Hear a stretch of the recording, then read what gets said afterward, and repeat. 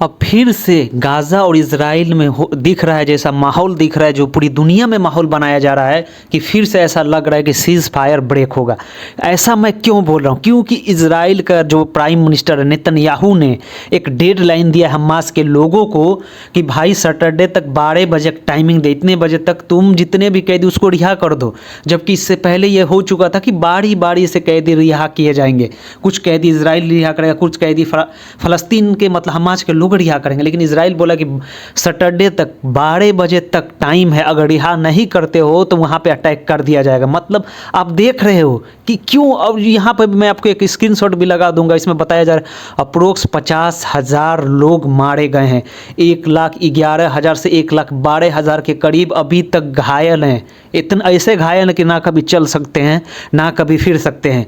लेकिन फिर इजराइल आखिर में क्यों मतलब चाह रहा है कि ये जंग होता रहे, क्यों चाह रहा है कि मतलब जंग रुके ही नहीं? एक तो रीज़न ये है कि आज डोनाल्ड ट्रंप ने पुतिन को भी फ़ोन कर दिया है कि जो यूक्रेन में जो जंग चल रही है उसको रोका जा सके, वहाँ पर भी बात चल रही है। लेकिन इजराइल देख रहा है अगर उधर से रसिया मतलब फ्री हो जाता है तो खुल कर ये सप्लाई करेगा हथियार हमास के लोगों को और यमन और लेबनान के लोगों को। लेकिन इजराइल बेचैन इस बात को लेके है कि इनका 2000 साल का सपना है, इनका 2000 सही सुन रहे, इनका 2000 साल का सपना है कि गाज़ा को हड़प लिया जाए। लेकिन चाइना ने भी बोल दिया है कि ऐसा हो ही नहीं सकता कि भाई पूरे फ़लस्तीन के ज़मीन को खा जाओ, हम शांत बैठे रहेंगे, हम फ़लस्तीन के लिए लड़ेंगे। यहाँ तक कि चाइना ने भी बोल दिया है, जॉर्डन का जो किंग है उसने भी बोल दिया है कि 2 स्टेट सॉल्यूशन ही सबसे बड़ा सॉल्यूशन है यह जंग का। सभी लोग कूद रहे हैं कि जंग रोका जा सके। लेकिन इजराइल नेतन्याहू के अंदर खुजली मची हुई है। सोचो 50,000 बेगुनाह बच्चे, अगर आपको जंग लड़ना ही था तो फिर आप आर्मी से जंग लड़ो, हमास के लोगों को मारो। लेकिन आप किससे जंग लड़ रहे थे? उन बच्चों से जो छोटे छोटे बच्चे थे, जो बूढ़े औरत, बूढ़े बच्चे, बूढ़े औरत, लड़की, इनसे आप लड़ रहे थे। उनको आपने 50,000 लोगों को मार दिया। मतलब क्या आप लोग सोचो, ये इनके अंदर की ये इंसान, ये 2000 साल से इन लोग धक्का खा रहे थे और जब इनको फ़लस्तीनियों ने ज़मीन दी तो ये देखो आज क्या कर रहे हैं।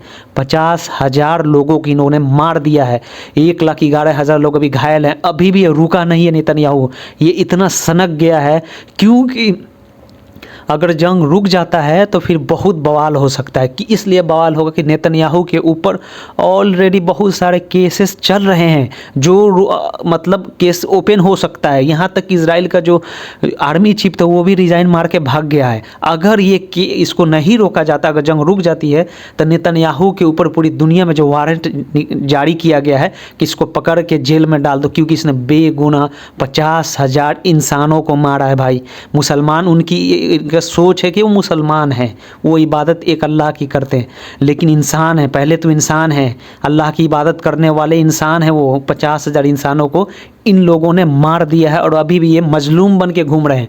सोचो, जबकि हमास इनके लोगों को छोड़ रहा है, इनके लोगों को रिलीज कर रहा है, फिर भी ये जंग रोकना नहीं चाहता है। अब आगे और ट्रंप भी यही चाह रहा है कि ये जो मतलब 30 लाख फ़लस्तीनियों को इधर से निकाल दिया जाए। ऐसा कैसे हो सकता है? जो फ़लस्तीनी अपने ज़मीन के लिए मारे गए, जो फ़लस्तीनी को भागना होता था अभी तक भाग गए होते, फिर भी मरने के लिए वो वापस अपने ही ज़मीन पे आए हैं। इसका मतलब क्या है? उनको अपने ज़मीन से मतलब है, उनको अपने देश से मतलब है। लेकिन ट्रंप और ये नेतन्याहू चाहता है कि इनको निकाल दिया जाए। लेकिन उम्मीद कम है कि ये निकलेंगे, लेकिन ये भी उम्मीद कम है कि जंग रुकेगी, क्योंकि इनका 2000 साल का सपना है, इनका मसीहा आने वाला दज्जाल, जिसकी वजह से ये बेचैन है।